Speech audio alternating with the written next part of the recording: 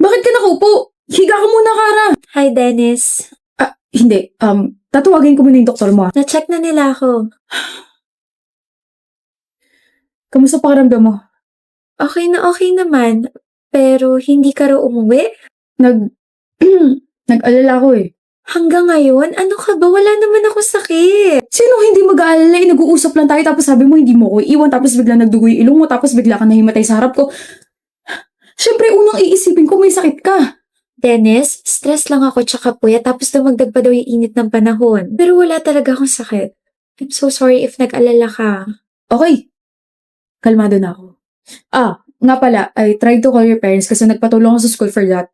Kaso, Walang sumagot ng tawag, right? Yeah. My parents are separated and both of them are busy sa mga kanya-kanya nilang families. I think nakalimutan nila na yung unika iha nila is buhay pa. I mean, nagbibigay naman sila ng allowance pero yun na yun. Kaya naman I have so much love to give. Gusto mo ba? pwede ba? Pwede na ba? Kung nasa stress ka, ask for my help. If hindi ka makatulog sa gabi, call me. If you wanna talk to someone, nandito ko. And I'm so sorry for being harsh. I'm glad you're now opening yourself to me. Thank you, Dennis. Hindi. Thank you, Kara, for breaking my walls. Hello, Kara? Sabi mo kapag stress ako, hingi lang ako ng tulong sa'yo, di ba? Nasa ka? Ang bilis mo naman. Hinahawakan ko lang yung kamay mo kasi stress ka. Baka kasi lobat ka pa rin eh. Di ba sabi mo na lobat first sight ka sa akin?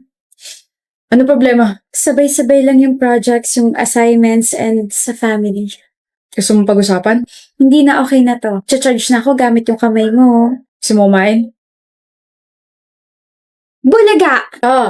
May luga. Simula na naging komportable ka sa akin, lumalabas na yung tunay mong ugali. Hindi ba pwedeng gusto na kita kaya ganito ako sa'yo? Ako na yata yung nabulaga. Halika na nga, tinda kita sa bahay niyo. And we're here. Thank you sa paghatid, Dennis. May nakakalimutan ka yata, Kara. Kiss sa pisngi. Ingot yung bag mo. Good night. Good night.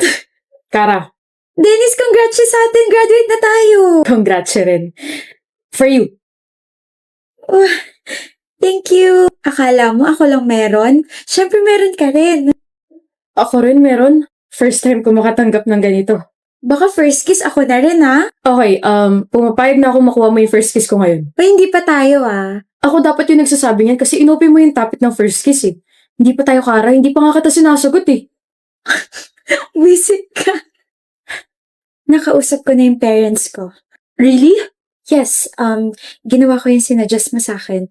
Inopen ko yung feelings ko sa kanila na bakit hindi sila nagpunta ng graduation ko, bakit hindi nila sinagot yung tawag nung na-hospital ako, bakit ganito, bakit ganyan. And? They were sorry. They actually thought na I was doing fine kasi nga lagi ako may allowance, diba? But they never thought daw na makakaramdam ako ng loneliness. I was mad. I was hurt. But I forgave them. Sa weekend lalabas kami and I told them na may boyfriend ako so they want to meet you. Sino? Sino boyfriend mo? Ako? Yes, ako. Baliw ka talaga. But I'm so proud of you for being brave, Kara. Di ko naman ito magagawa kung wala ka eh. Thank you, Bobby. Mahal din kita. Wow! Here's what you requested, Bobby. Your favorite ulam. And here's my gift. Pangkabuhayan showcase. Oh, mahal na mahal mo talaga ako, no? Naalala ko nung college tayo, sabi mo, if may magre-regalo sa'yo kapag adult ka na, gusto mo grocery tapos yung pan-display sa bahay. O, ayan na. Tapos isang sako ng bigas mo, nasa kusina. Thank you, Bobby. I mean, weird way to propose but it's a yes, mister. Bakit? Magpo-propose pa lang ako eh. Ha? Ito. Oh my gosh. Seryoso ba? Nakikita mo ba yung mga susunod na pangyayari? Ha? Nakakainis ka, Kara. Huwag ka na mag-propose. Ako na lang yung magde-declare. Dennis, my Bobby, I will marry you. I am marrying you. I love you so much. Mas mahal din kita. Yes, miss? Nakidnap po yung kapatid ko. Upo ka muna. Tumawag po sila sa akin kagabi. Hello? Hawak namin kapatid mo. Ha? 50,000. Isasauli namin siya sa inyo. Siyempre nagpanik po ako. Binigay ko kaagad yung 50,000 na hinihingi nila pero hindi pa rin po nila sinauli yung kapatid ko. Tapos, ano nangyari? Sabi niya isasauli niyo na yung kapatid ko. Di ba nagbigay na ako ng pera? Oh, balikin niyo yung kapatid ko. Nasaan na yung kapatid ko? Anong ginawa niyo sa kapatid ko? Ang ingay! Eh di pinakain muna namin siya ng mga ipis. Nasa yung litrato? Nandito po sa phone ko. Ayan po. Miss, wala naman. Basta nag-send sila ng picture na may 2 ipis sa bibig ng kapatid ko tapos umiiyak po siya. Please, tulungan niyo na po ako. Tulungan niyo na po yung kapatid ko. Tutulungan ka namin. Tapos sinulat ko po yung pinagsendan ko ng pera. Ito po yung bangko nila. Dito po ako nag-send. Action na agad namin. Tumawag ba sila ulit? Opo, tumawag po ulit sila. Ano sabi? Dagdagan mo yung 50,000. Gusto namin, 500,000. Saan po ako kukuha noon? Tanga, edi sa mga magulang mo. Nasa probinsya po kasi sila. Please, isauli niyo na po yung kapatid ko. Gusto mo bang patayin namin to, ha? Wag po! Wag po! Leah! My sister screamed. Okay? Sumigaw siya. Tapos parang yung sigaw niya, sobra siya nasasaktan, ganon. Tapos nag-send ulit sila ng photo. May sugat sa binti si Leah. Hiniwa nila yung binti ni Leah. The photo? Ito po. Nasaan na? Andito lang po yun. Sinave ko yun. Wait lang po. Miss, Wait. Hindi pa po ako tapos. alam mo ba nagtangka tumakas yung kapatid mo? Po? Napakabilis niyan tumakbo, napagod kami, pero tatanga-tanga nga lang. Anong ginawa niyo sa kapatid ko? Eh di binali namin yung isang paa niya. Sinigurado namin na hindi na siya makakalakad ng maayos kahit kailan.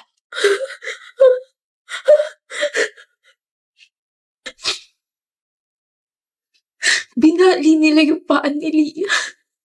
Batang-bata ko yung kapatid ko, binali nila yung paa niya. Feeling ko mababaliw na ako. Please, iligtas niyo po kapatid ko. Iligtas niyo po siya. Aliyah! Ha?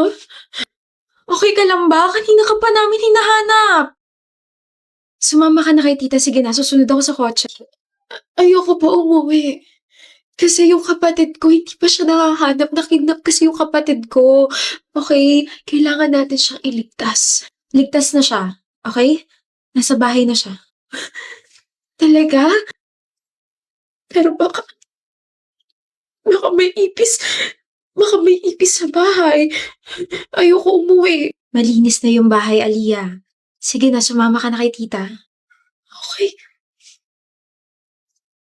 Okay.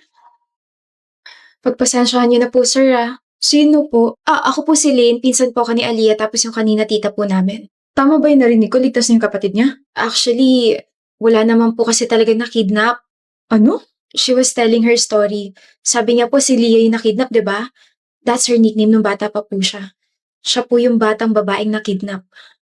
Kaya kung mapapansin niyo po, pilay po siya maglakad. Binali po yung isang paa niya nung nagtangka siyang tumakas nung bata siya. Meron din po siya malaking peklat sa binti niya dahil hiniwa siya ron at ginawang panakot sa parents niya. Bukod po ron, pinakain din siya ng mga ipis kaya ayaw niya sa insektong yun.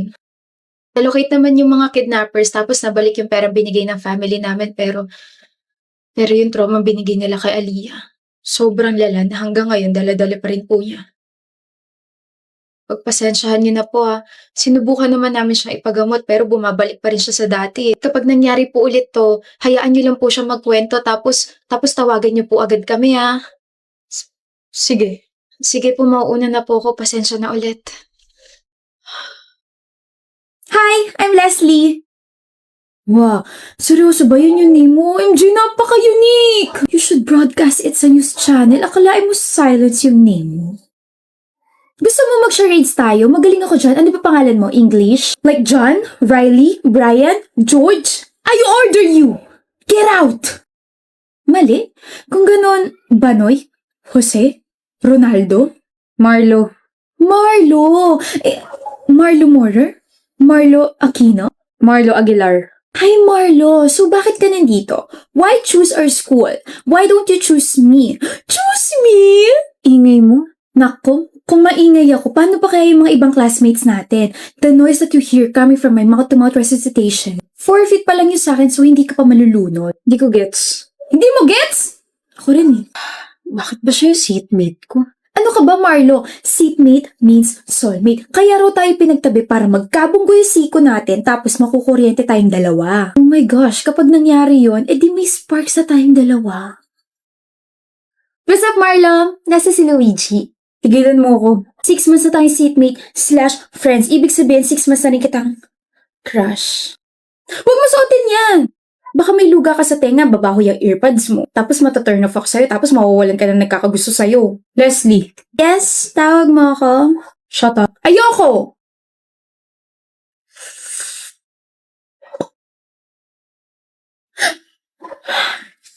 Marla! OMG, Marlo, super effective talaga na ikaw yung ginawa kong inspirasyon. Naka 5/10 ako sa quiz natin, hulog ka talaga ng langit. Pwede ba, Leslie? Pwedeng maging tayo? Di ba tigilan mo na ako? Tigilan as in... Tigilan as in wag nang kulitin, wag nang kausapin at wag nang tignan. Okay. Meron tayo activity today, class, and by pair to. Para hindi magulo, just pair up with your seatmates, okay? Leslie, Oliver, partner tayo. May partner na si Oliver. Ma'am, wala po akong partner. Pwede po solo na lang ako. Seatmate mo si Aguilar. Solo na lang po ako. Suit yourself. Thank you. Leslie, paper mo. Oh my gosh, Oliver! 8/10 ako sa quiz natin. Galing mo talaga magturo. Walang thank you. Dahil dyan, ititreat kita. Let's go! Hindi nyo na ako inspirasyon.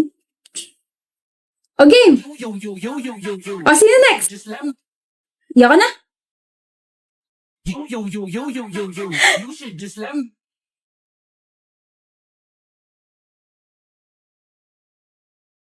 Nangaasar ka ba? Lo, problema mo dyan. Hindi na nga kita kinukulit, kinakausap, tinitignan gaya ng gusto mo, tapos ganyan ka pa sa akin. Magiging ganito na lang ba tayo palagi, ha?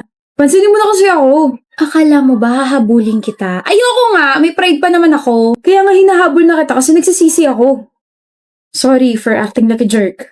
Dapat kinausap kita ng maayos. So sorry. Ganyan ka ba talaga mag-sorry ha? Labas sa ilong? I have, sipon. O tapos, hahabulin mo na ako. Marami ako na-realize nung hindi mo ako pinansin na isang buwan. Na mas gusto ko na kinakausap mo ako, kinukulit mo ako, inaasar mo ako, gawin mo na ulit ako inspirasyon, gawin mo na ulit akong crush mo. Namiss mo ako, no? Miss? Oh, miss na kita. Sali kita sa trend ha. Huh? Sayaw kung crush mo rin ako.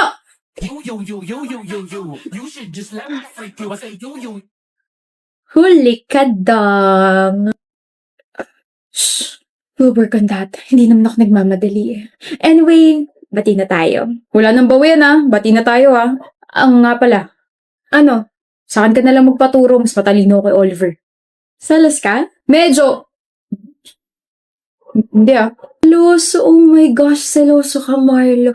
Don't worry, nagpaturo lang naman ako sa kanya once, pero ikaw, tinuruan mo ako magustuhan ka kahit ang sungit. Corny.